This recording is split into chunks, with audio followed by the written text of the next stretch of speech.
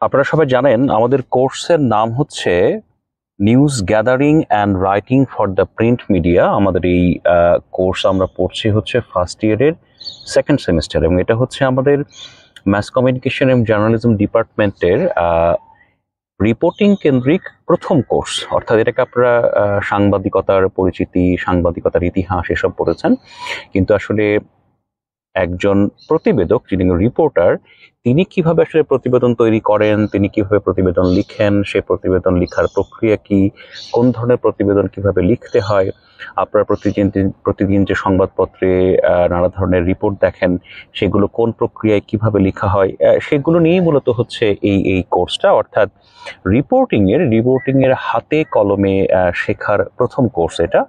তো সেই কোর্সটাতে আমি আপনাদের সাথে যুক্ত থাকার সুযোগ পেয়েছি। তো আমি আপনাদের সবাইকে আমন্ত্রণ জানাই। এই কোর্সে আমরা কিছু গুরুত্বপূর্ণ বিষয় পড়ব।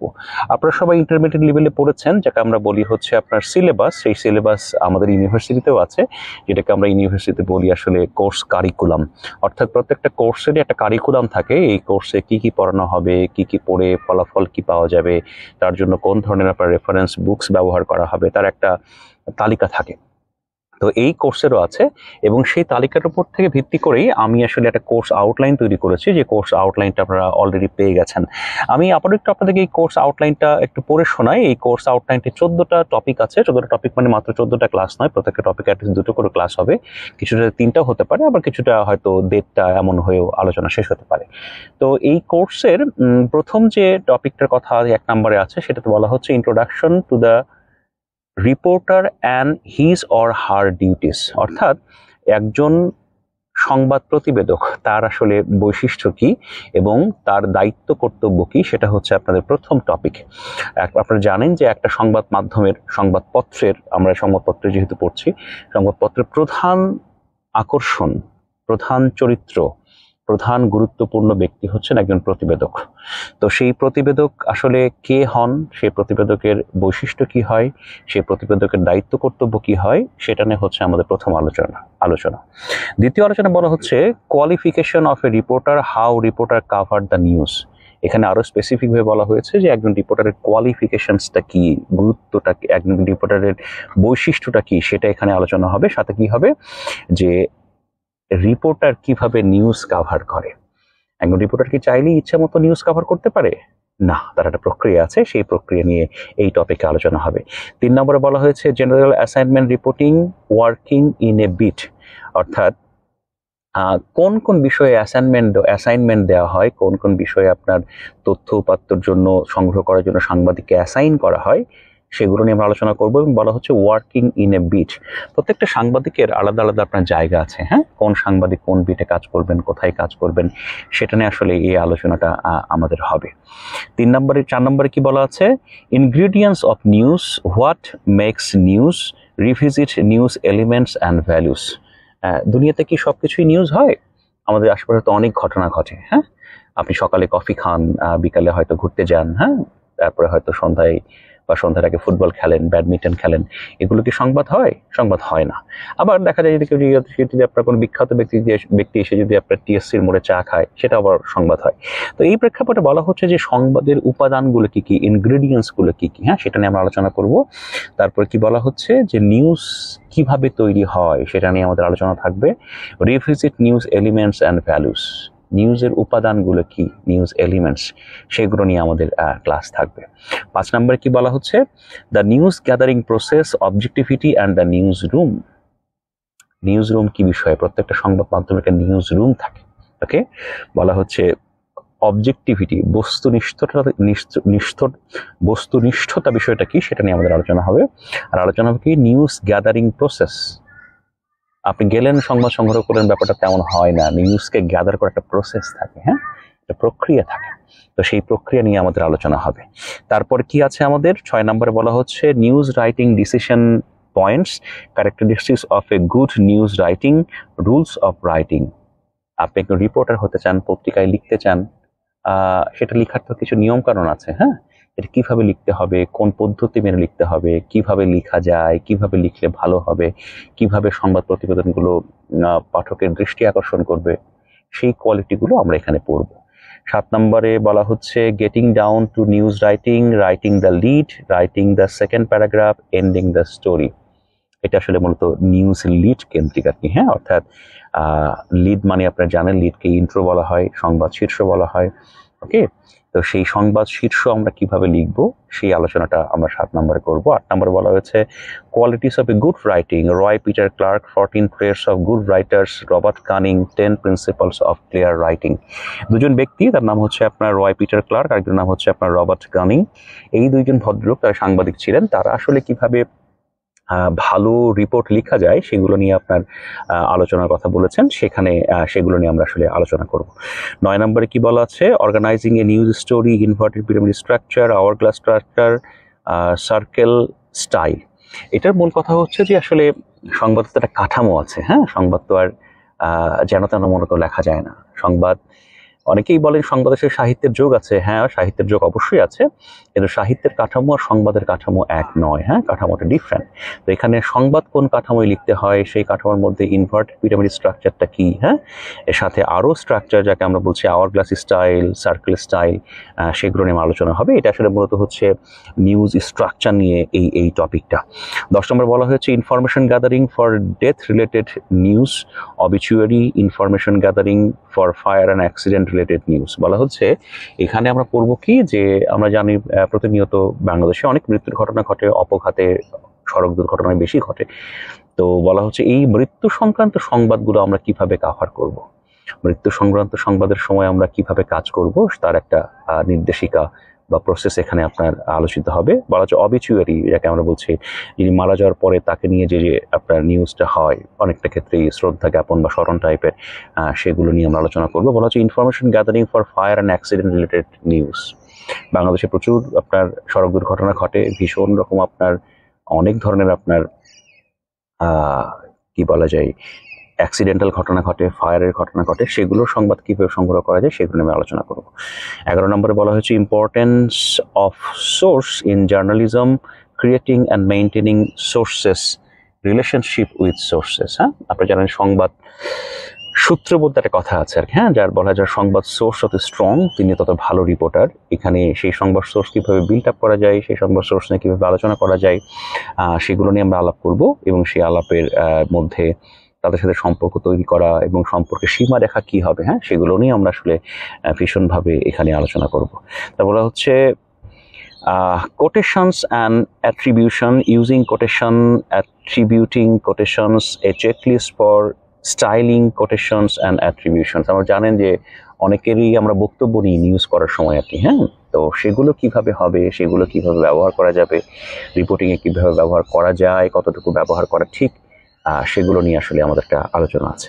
তারপর কি বলা হচ্ছে ইন্টারভিউইং। আপনারা জানেন সংবাদে অত্যন্ত গুরুত্বপূর্ণ বিষয় হচ্ছে ইন্টারভিউ করা, সেই ইন্টারভিউ নিয়েও আমাদের আলোচনা আছে। বলা হচ্ছে doing the research, setting up the interview, guidelines to follow, conducting interview, after the interview. অর্থাৎ ইন্টারভিউয়ের পুরো আলোচনাটা এখানে আছে আর কি, হ্যাঁ, যেটা আমরা শিখবো, আলোচনা করব। তারপর কি বলা হচ্ছে news release, evaluating news releases, using news release. আমরা অনেক সময়, যারা আপনারা জানেন যে অনেক সময় আপনার সংবাদের ক্ষেত্রে নানা ধরনের আপনার নিউজ রিলিজ আছে আর কি, প্রেস রিলিজ বলি আর কি, হ্যাঁ, এই প্রেস রিলিজকে কীভাবে ব্যবহার করা যায়, প্রেস রিলিজে কীভাবে কাজ করতে হয়, প্রেস রিলিজকে নিয়ে কীভাবে আপনার সংবাদ তৈরি করতে হয়, এখানে রিপোর্টার কীভাবে কাজ করে, এগুলো আসলে আমরা আলোচনা করতে। এই হচ্ছে আমাদের কোর্সের বিষয়। এই বিষয়গুলো নিয়েই আমরা আসলে 28 থেকে 35টা ক্লাস হয়তো আমরা করব। আর এগুলো পড়ার জন্য আমি আপনাদের যে কোর্স আউটলাইন দিয়েছি সেখানে কয়েকটি বইয়ের কথা বলা আছে। আমি আপনাদেরকে বলে রাখি যে আমাদের এই কোর্সে আমরা 3 ধরনের আপনার বই ব্যবহার করব।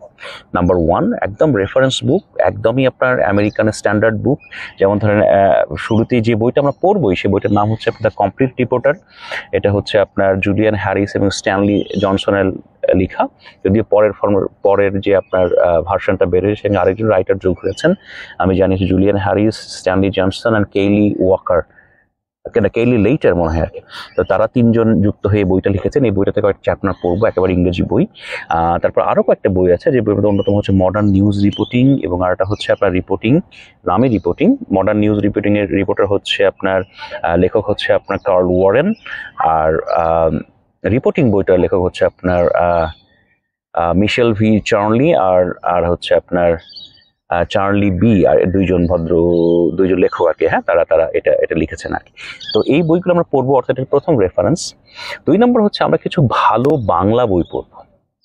ওকে, আমাদের সুধাংশু শেখর রায় স্যার কিছু ভালো বই লিখেছেন। হ্যাঁ, আরো কিছু বাংলা লেখক আছেন যারা বিচ্ছিন্ন ভাবে, হ্যাঁ, বাংলা একাডেমির খুব পুরাতন একটা বই আছে, খুব চিকন বই, কিন্তু বইটা খুব ভালো, 1985 সালে লেখা।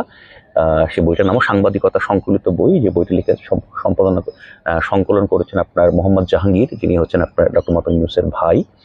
তো তার সেই বইটা আমরা পড়বো। হ্যাঁ, আর আরেকটা বই আমরা পড়বো এই আলোচনার মধ্যে, সেটা হচ্ছে আপনার কিছু লেখক আপনার কিছু ছোটখাটো জায়গায়, অর্থাৎ পুস্তিকা আকারে বিভিন্ন সংস্থার জন্য লিখেছেন, যেমন MRDI, TIB। হ্যাঁ, তারা সাংবাদিকতা নিয়ে, তথ্য অধিকার নিয়ে অনেক ধরনের কাজ আছে তাদের, অনুসন্ধানী সাংবাদিকতা নিয়ে, সাক্ষাৎকার নিয়ে। হ্যাঁ, তো সেখানে ওই বইগুলোর মধ্যে ওগুলো আসলে পুস্তিকা ছোট, ওগুলোর মধ্যে ছোট চ্যাপ্টার আছে যেগুলো আসলে খুব প্রাসঙ্গিক এবং ভালো সাংবাদিক সেগুলো লিখেছেন। সেগুলো আমরা আসলে জোগাড় যন্ত্র করে পড়বো। আরেকটা কি ধরনের সোর্স থেকে আমরা পড়বো, আর একটা পড়বো হচ্ছে এরকম যে আমরা হচ্ছে সংবাদপত্র পড়বো। হ্যাঁ, সংবাদপত্র ক্লাসে নিয়ে এসে পড়বো, দেখবো। হ্যাঁ, সেখানে কিভাবে লেখা হচ্ছে, কিভাবে করা হচ্ছে, হ্যাঁ, সেগুলো আলোচনা করবো। আমি আপনাদের একটা কথা বলে রাখি, হ্যাঁ, এই কোর্সে আমি চাই আপনারা সবাই খুব ভালো করেন। হ্যাঁ, এই কোর্সে ভালো করার জন্য আপনাদের কিন্তু সংবাদপত্র পড়া মাস্ট। আপনারা জানেন এই কোর্সের একটা জায়গায় আপনার প্র্যাকটিক্যাল টাইপের 2-1টা প্রশ্ন থাকবে, মাস্ট থাকবে। হয়তো এলোমেলো করে আপনার ঘটনা প্রবাহ দেওয়া থাকবে, সেখান থেকে রিপোর্ট লিখতে হবে, অথবা আপনার দেয়া থাকবে হচ্ছে একটা সিচুয়েশন, সেখান থেকে কাল্পনিক সোর্স ব্যবহার করে আপনাকে রিপোর্ট লিখতে হবে। হ্যাঁ, তো এই যে কাল্পনিক সোর্স ব্যবহার করে আপনার রিপোর্ট লিখবেন, এই সামর্থ্যটা অর্জিত হবে হচ্ছে আপনার সংবাদপত্র পাঠের মাধ্যমে। আপনার পরবর্তী সময়ে এসবে BCS অফিসার হন, বড় কর্মকর্তা হন, বাংলাদেশের বড় উচ্চ পদে আসীন হন। হ্যাঁ, আমি সেই দোয়া করি। কিন্তু এই ক্লাসে যদি আপনি ভালো করতে চান, তাহলে আসলে আপনাকে সংবাদপত্রের রিপোর্টিং, সংবাদপত্র আপনাকে মাস্ট পড়তে হবে। ওকে, তাহলে একদম রেফারেন্স বই, তারপরে হচ্ছে বাংলা 2-1টা ভালো বই, সংবাদপত্র। আর আরেকটা বই আমি আপনাদেরকে পড়তে বলবো, সেটা আমি দিয়ে দিব আপনাদেরকে। হ্যাঁ, সেটা আমারই লেখা বই, আমি দীর্ঘদিন সাংবাদিকতা করেছি, তো আমার কিছু অভিজ্ঞতার প্রেক্ষাপটে লেখা। সেই বইগুলো খুব মানসম্মত নয়, তবে অনেকই সহজ করে বুঝতে সেই বইগুলো পড়া যেতে পারে, ফটোকপি করে পড়া যেতে পারে। কিন্তু আমি ব্যক্তিগতভাবে চাই না যে আপনারা কোথাও কোনো পড়াশোনায় বা আলোচনায় আমার বইয়ের রেফারেন্সটা দেন। আমি চাইবো আপনারা যদি লেখার ক্ষেত্রে, অন্য কিছু আলোচনায় আপনারা যদি কোথাও রেফারেন্স দেন, কোনো কিছু উল্লেখ করেন, তাহলে ওই যে আসলে আপনাকে উল্লেখ করতে হবে the complete reporter, modern news reporting, এই ভালো বইগুলো। তারপরে হয়তো সুধাংশু শেখর স্যার সহ আরও অনেকের বই কথা উল্লেখ করতে পারেন, বাট আমি চাই না কোনো ক্ষেত্রে আপনারা আমার বইয়ের রেফারেন্স দেন, কারণ আমার মনে হয় আমি এখন যে পর্যায়ের একাডেমিশিয়ান, আমাকে আসলে আরও অনেক অভিজ্ঞতা অর্জন করতে হবে, আরও ভালো বই লিখতে হবে, তারপরে আপনারা বলতে পারবেন যে হ্যাঁ আমরা এটা এই বই থেকে পড়েছি।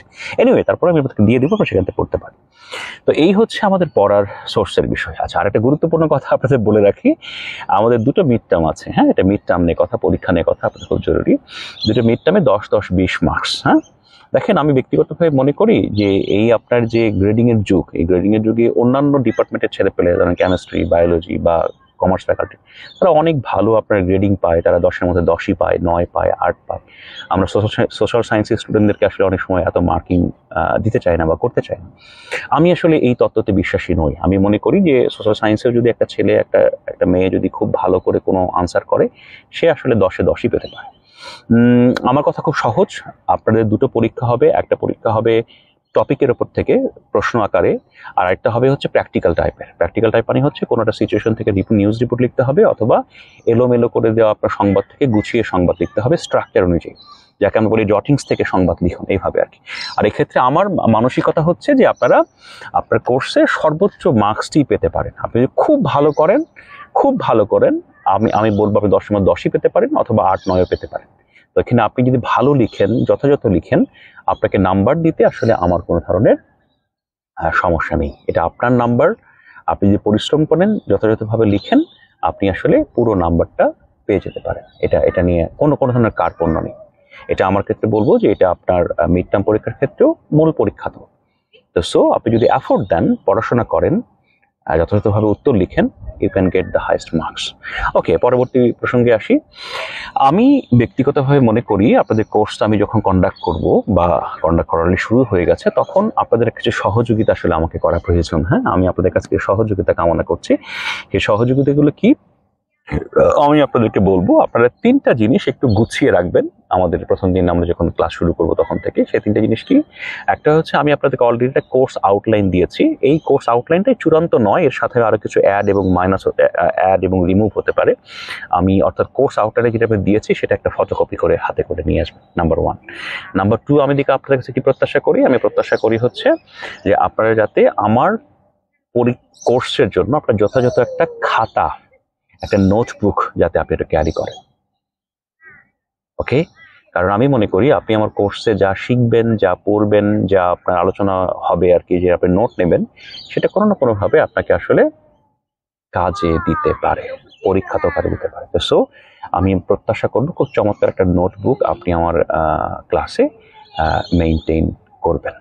তো একটা গেল হচ্ছে আপনার কোর্স আউটলাইন, একটা গেল আপনার ভালো নোটবুক, আর থার্ড হচ্ছে আমি আপনাকে অনুরোধ করবো যে এই কোর্সের গত 3 বছরের যে প্রশ্ন, আমি অলরেডি 2 বছর প্রশ্ন আপনাকে দিয়ে দিয়েছি। 3 বছরের যে প্রশ্ন, সেই 3 বছরের প্রশ্ন, যে কোর্সের নাম হচ্ছে আপনারা জানেন অলরেডি আর কি, হ্যাঁ, news gathering and writing for print media. এটা 3 বছরের প্রশ্ন আপনারা আমাদের সেমিনার রুম থেকে ফটোকপি করে আমার ক্লাসে আসবেন। ওকে, প্রশ্ন, কোর্স আউটলাইন, ভালো একটা খাতা। প্রশ্নের কথাটা কেন বলছি? কারণ হচ্ছে আপনি যদি প্রশ্নটা যদি মনোযোগ দিয়ে দেখেন গত 3 বছরের, তাহলে এই কোর্সের পূর্ববর্তী প্যাটার্ন সম্পর্কে, কোশ্চেনের প্যাটার্ন সম্পর্কে আপনাদের ধারণা জন্মাতে পারে। আমি বলবো এটা শুধুমাত্র আমার কোর্সের জন্য নয়, আপনার যদি আগ্রহ থাকে, আপনি যদি আগ্রহী হন, তাহলে আপনি অন্যান্য কোর্সের জন্য এই কাজটা করতে পারেন। আমি বলবো অন্যান্য কোর্সে যখন আপনি পড়াশোনা শুরু করবেন, তখন যদি সেই কোর্সের আপনার পূর্ববর্তী সেমিস্টারগুলোর কোশ্চেন যদি আপনি দেখতে পারেন, তাহলে হয়তো আপনার পড়াশোনার প্রস্তুতিতে আপনার ভালো সহযোগিতা হতে পারে। তো এই 3টে বিষয় নিয়ে যদি আপনার ক্লাসে আসেন, আমি খুব খুশি হব আপনাদের প্রতি আর কি। ওকে, আর একটা গুরুত্বপূর্ণ কথা আমি আপনাদেরকে বলে রাখি, সেটা হচ্ছে আমি ব্যক্তিগতভাবে মনে করি যে শুধুমাত্র আপনার সাংবাদিকতার কোর্স নয়, শুধুমাত্র আপনার সাংবাদিক বিভাগ নয়, অন্যান্য বিভাগের ক্ষেত্রেও যারা ইউনিভার্সিটিতে আসলে পড়াশোনা করেন, ভালো পড়াশোনা করে ভালো কিছু করতে চান, তাদের আসলে প্রতিনিয়ত একটা বই পড়ার মধ্যে থাকতে হয় আর কি। হ্যাঁ, যে আমি এমনটা করেছিলাম যে আমার ইউনিভার্সিটির জীবনে আমি বই পড়তাম। হ্যাঁ, আমার একাডেমিক পড়াশোনা তো করতামই, সাথে অন্যান্য বই পড়তাম। আমি ব্যক্তিগতভাবে মনে করি যে কোনো ধরনের পড়াশোনা, হ্যাঁ, ইতিহাস, শিল্প, সংস্কৃতি, সাহিত্য, রাজনীতি, হ্যাঁ, তো যে কোনো ধরনের পড়াশোনা আপনাকে আসলে এগিয়ে রাখবে। তো আমি ব্যক্তিগতভাবে মনে করি যে আপনাদের আমার ক্লাস ওয়ার্কের সাথে সাথে আপনারা যদি কোনো বই পড়তে থাকেন, সেটা কোনো না কোনোভাবে আপনাদের কাজে লাগতে পারে। আমি কিছু বই পুস্তকের নামের তালিকা জানিয়ে আপনারা চাইলে আমি দিয়ে দিব আপনাদের ফেসবুক গ্রুপে। তো সেটা পড়ার মাধ্যমে হয়তো আপনি বাংলাদেশের ইতিহাস, শিল্প, সংস্কৃতি, সাহিত্য, রাজনীতি সম্পর্কে ভালো জানতে পারেন। একটা তালিকা আমার কাছে আছে, ইতিহাস ভিত্তিক বই আছে, এর মধ্যে আপনার মুক্তিযুদ্ধ ভিত্তিক উপন্যাস আছে, নানা ধরনের ঘটনা প্রবাহ আছে। হ্যাঁ, তো সো এই বিষয়গুলো আপনারা পড়তে পারেন। আপনারা যদি কেউ পড়ার আগ্রহ থাকে, আমি দিয়ে দিব। তবে আমি ব্যক্তিগতভাবে চাই যে বিষয়ে আপনার আগ্রহ থাকুক না কেন, সেটা আপনারা পড়বেন। আর সেটা যদি মনে করেন আপনারা আমার সাথে শেয়ার করবেন, আমি আসলে খুব খুব খুশি হব। তো সো এটাই হচ্ছে আজকের আপনাদের জন্য ছোট্ট নির্দেশনা। আমরা আশা করছি এই নির্দেশনাগুলো হয়তো আপনারা অনলাইনে দেখবেন। তো দেখার পরে আপনাদের যদি মনে কোনো প্রশ্নের উদ্রেক হয়, কোনো প্রশ্ন যদি আপনারা অনুভব করেন, আপনারা আমাকে একটু জানাবেন। আমি জানার পরে সেটার জবাব দিব। আর খুব শীঘ্রই আমরা সরাসরি ক্লাসরুমে ক্লাস শুরু করব। ধন্যবাদ সবাইকে।